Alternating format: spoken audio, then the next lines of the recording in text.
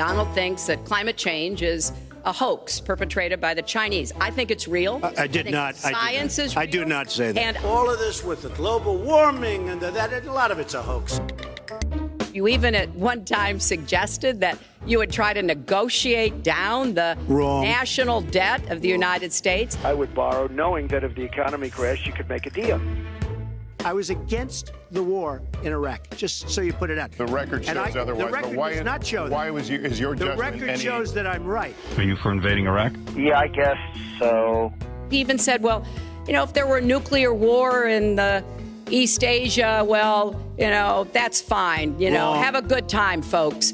And in fact, good luck, folks. Enjoy yourself. Someone who has said pregnancy is an inconvenience to employers, who has said women... Pregnancy is never, it's a wonderful thing for the woman, it's a wonderful thing for the husband, it's certainly an inconvenience for a business. Who has said women don't deserve equal pay unless they do as good a job as men. If you become president, will a woman make the same as a man? You're going to make the same if you do as good a job. You admitted that you hadn't paid federal taxes and that was smart. Is that what you meant to say? No, I didn't say that at all. He didn't pay any federal income tax. Right? Racist, sexist, homophobic, xenophobic, Islamophobic, you name it. Do you think New York State should recognize gay marriage? No. No. Okay.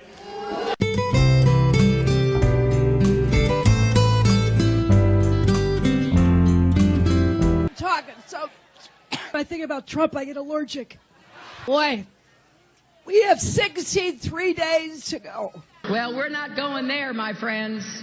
I'm telling you right now, we're going to write fairer rules for the middle class, and we are going to raise taxes on the middle class. Senator Sanders keeps bringing up the speeches that you gave to Goldman Sachs. So I'd like to ask you, you've said that you don't want to release the transcripts until everybody does it. But if there's nothing in those speeches that you think would change voters' minds, why not just release the transcripts and put this whole issue to bed? First of all,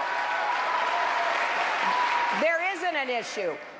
When I was in public service, serving as the senator from New York, I did stand up to the banks. I did make it clear that their behavior would not be excused. I'm the only one on this stage who did not vote to deregulate swaps and derivatives as Senator Sanders did, which led to a lot of the problems that we had with Lehman Brothers. Now, if you're going to look at the problems that actually caused the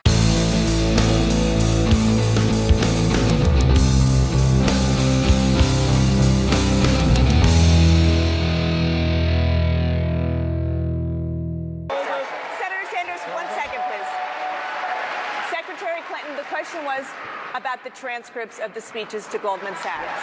Why not release them? There are certain expectations when you run for president. This is a new one, and I've said if everybody agrees to do it, because there are speeches for money on the other side, I know that. But I will tell you this: there is a long-standing expectation that everybody running release their tax returns, and you can go. Secretary Clinton, we're going to get to the tax returns later, but just to put a button on this, you're running now for the Democratic nomination. Right. And it is your Democratic opponent and many Democratic voters who want to see those transcripts. It's not about the Republicans at this point. And same standard for everybody. When everybody does it, okay, I will do it. But let's set and expect the same standard on tax returns. Everybody does it, and then we move forward.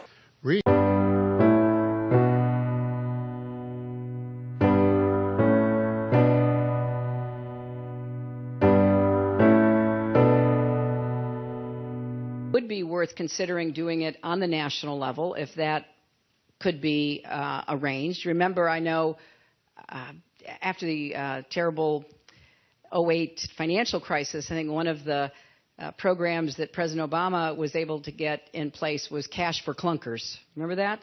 Getting them off the road. And it was partly a way to get people to buy new cars because we wanted more economic activity. And it was partly a way to get old models that were polluting too much sort of off the road. A personal account or a government account? I did not send classified material, and I did not receive any material that was marked or designated classified. From the group of 30,000 emails returned to the State Department in 2014, 110 emails in 52 email chains have been determined by the owning agency to contain classified information at the time they were sent or received. You know, look, I feel a great deal of sympathy for the families of the 4 brave Americans that we lost at Benghazi. And I certainly can't even imagine the grief that she has for losing her son. But she's wrong. She's absolutely wrong. This has been a difficult week for the State Department and for our country. We've seen the heavy assault on our post in Benghazi that took the lives of those brave men. We've seen rage and violence directed at American embassies over an awful internet video that we had nothing to do with. I certainly do remember that.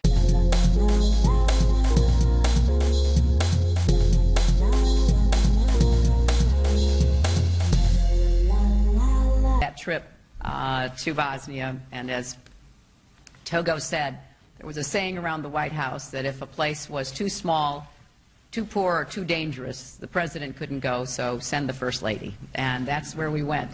And I remember landing under sniper fire. There was supposed to be some kind of a greeting ceremony at the airport, but instead we just ran with our heads down to get into the vehicles to get to our base. But it was a moment of great pride for me. And we also need to make sure that the really discriminatory messages that Trump is sending around the world don't fall on receptive ears. He is becoming ISIS's best recruiter.